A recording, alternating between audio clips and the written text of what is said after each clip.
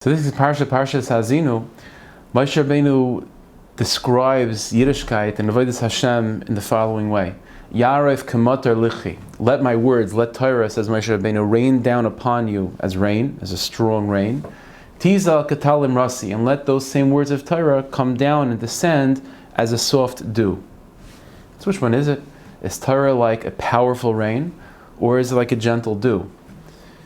So the Sfas Emes, amongst other Sfarim, explains that what Moshe Rabbeinu is telling us is that the phenomenon of Avodas Hashem is such, is that it starts off difficult.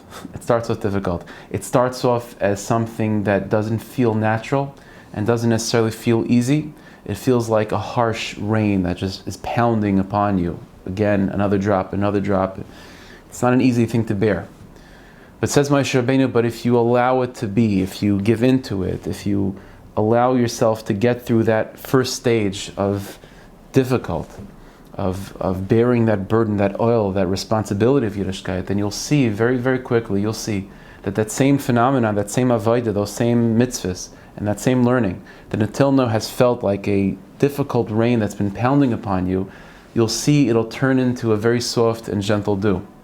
So Yarav Kamadir Lichi, Yiddishkeit begins like a rain, but it ends Tizla Katalam Rasi. And this is Bechlal, the Tekufa that we're in right now, the area that we're in right now, of transitioning from the Yom Neroyim, Rosh Hashanah Yom Kippur, into Sukkot.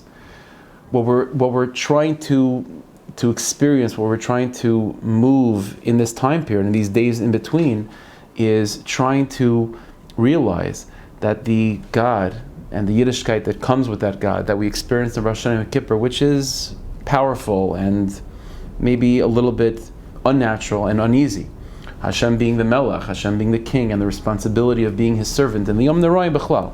What we're trying to realize now, we're trying to gauge, is that same Yiddishkeit that until now maybe has been unnatural and uneasy and maybe a little bit of a burden, as we transition from the Yom Neroyim into Sukkot, which is Man Simchasenu, the idea is to realize that Yiddishkeit, if we allow it to work on us, then eventually that Yiddishkeit will transition from being something that's an oil that we have to carry against our will to something that actually feels natural and actually will bring with it a deep sense of tranquility, a deep sense of simcha. And that's the avodah of this time, is to try to realign ourselves with Yiddishkeit and to realign ourselves with the Rebbeinu Shalom, of seeing Him instead of moving from being a king into being a beloved figure, a husband, a father, and so on. And that's the avodah of this time. So Hashem should help that we should be able to make that transition smoothly, to move from rain into dew. And we should come to Shabbos with menuchas nefesh and menuchas haguf, and both individually and collectively see the redemption of our people. Amen. Thank you, Hashem. Thank you, Hashem. Thank you, Hashem. Thank you, Hashem.